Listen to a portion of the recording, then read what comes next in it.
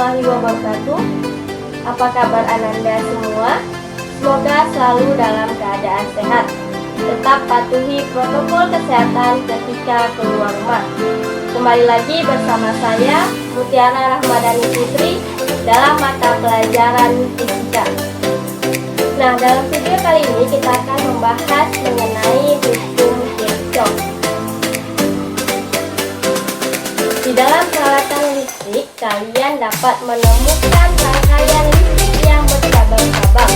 Untuk dapat menghitung besarnya arus listrik yang mengalir pada setiap cabang yang dihasilkan oleh suatu sumber arus listrik, Gustav Kirchhoff mengemukakan dua aturan yang dapat digunakan untuk membantu perhitungan tersebut. Nah, aturan yang pertama yaitu hukum 1 Kirchhoff. Hukum 1 Kirchhoff merupakan hukum Kirchhoff yang berkaitan dengan arah arus dalam menghadapi titik percabangan. Hukum Kirchhoff ini sering disebut juga dengan hukum arus Kirchhoff atau Kirchhoff Current Law. Ditemukan pertama kali oleh Robert Gustav Kirchhoff, yaitu seorang fisikawan berkebangsaan Jerman. Bunyi hukum 1 Kirchhoff yaitu jumlah arus menuju suatu titik cabang sama dengan jumlah arus yang meninggalkannya. Secara matematis dapat dinyatakan I masuk sama dengan I keluar, atau sigma I masuk sama dengan sigma I keluar. Bila digambarkan dalam bentuk rangkaian bercabang, maka akan diperoleh gambaran sebagai berikut. I masuk sama dengan I1 ditambah I2 ditambah I3. Nah, untuk lebih memahami, perhatikan contoh soal berikut. Perhatikan gambar. Pada titik P dari sebuah rangkaian listrik ada 4 cabang. 2 cabang masuk dan 2 cabang keluar. Jika diketahui besarnya I1 sama dengan 6 ampere, I2 sama dengan 3 ampere, dan I3 sama dengan 7 ampere, tentukan besar nilai dari I4.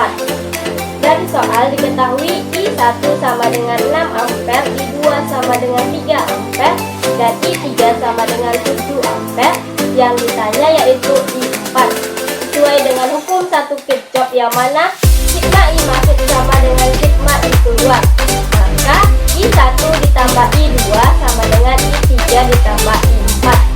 Selanjutnya kita masukkan nilai-nilainya, yaitu 6 ditambah 3 sama dengan 7 ditambah I4. Selanjutnya 9 sama dengan 7 ditambah I4, sehingga I4 sama dengan 9 dikurang 7 sama dengan 2 ampere. Jadi nilai arus pada cabang yang keempat yaitu bernilai 2 ampere. Selanjutnya hukum 2 Kirchhoff. Jika hukum Kirchhoff pertama membahas tentang arus listrik pada percabangan, maka hukum kedua membahas tentang hubungan tegangan dalam sebuah rangkaian tertutup, kemudian kita sebut dengan loop. Hukum Kirchhoff kedua berbunyi, di dalam suatu rangkaian tertutup, jumlah aljabar dari daya gerak listrik dengan besarnya penurunan tegangan adalah sama dengan 0. Secara matematis, hukum tersebut dapat kita tuliskan sigma E ditambah sigma I dikali R sama dengan 0. Jumlah rangkaian tertutup dalam satu rangkaian listrik bisa 1 atau lebih. Dalam pemakaian hukum 2 Kirchhoff pada rangkaian tertutup, ada beberapa aturan yang perlu kita perhatikan. Yang pertama yaitu pilih loop untuk masing-masing lintasan tertutup dengan arah tertentu, bisa bebas, tapi ingat usahakan untuk searah dengan arus listrik yang mengalir. Yang kedua, buat arus bertanda positif jika searah dengan arah loop yang ditentukan, dan bertanda negatif jika berlawanan arah dengan arah loop yang kita tentukan. Yang ketiga, apabila saat mengikuti arah loop kutub positif sumber tegangan dijumpai lebih dahulu daripada kutub negatifnya, maka GGL bertanda positif. Sebaliknya, apabila kutub negatif dijumpai lebih dahulu dari kutub negatif. Kutub positif disimbolkan dengan garis panjang dan kutub negatif bergaris pendek. Rangkaian dengan satu loop. Dalam rangkaian dengan satu loop, buat arus yang mengalir adalah sama, yaitu sebesar I. Jika rangkaian seperti pada gambar, buat saja loopnya A, B, C, D, maka sesuai dengan hukum 2 Kirchhoff berlaku persamaan sigma E ditambah sigma I dikali R sama dengan 0.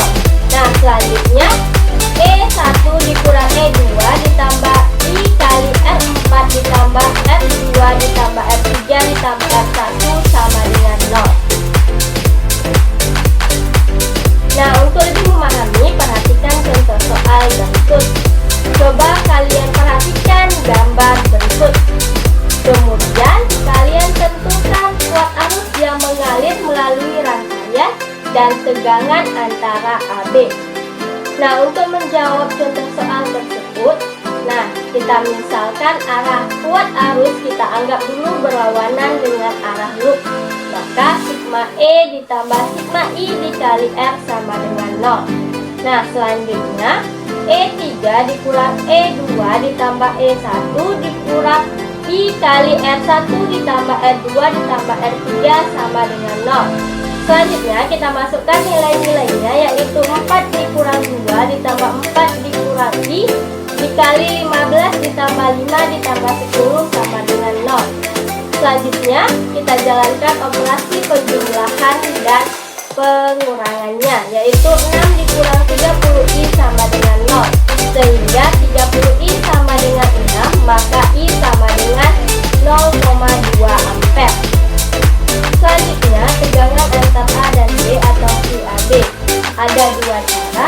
Yang pertama, jika melalui jalur ADCB atau jalur panjang, yaitu PAB sama dengan E3 dikurang E2 dikurang I kali R3 ditambah R2, yang mana I-nya bernilai negatif karena berlawanan dengan arah I total, sehingga PAB sama dengan 4 dikurang 2 dikurang 0,2 dikali 10 ditambah 5, yang mana PAB sama dengan 2 dikurang 0,2 dikali 15, sehingga hasilnya sama dengan minus 1 volt.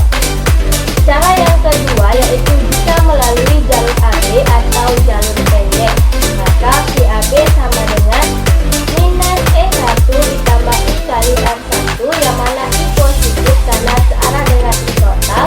Kita masuknya nilai-nilainya, yaitu PAB sama dengan minus 4 ditambah 0,2 kali 15, sehingga PAB sama dengan minus 4 ditambah 3 sama dengan minus 1 volt. Nah, untuk jalur panjang dan jalur pendek nilainya tetap sama, yaitu minus 1 volt. Demikian pembelajaran kita hari ini. Semoga kamu dapat memahaminya dengan baik. Sampai ketemu di video selanjutnya. Wassalamualaikum warahmatullahi wabarakatuh.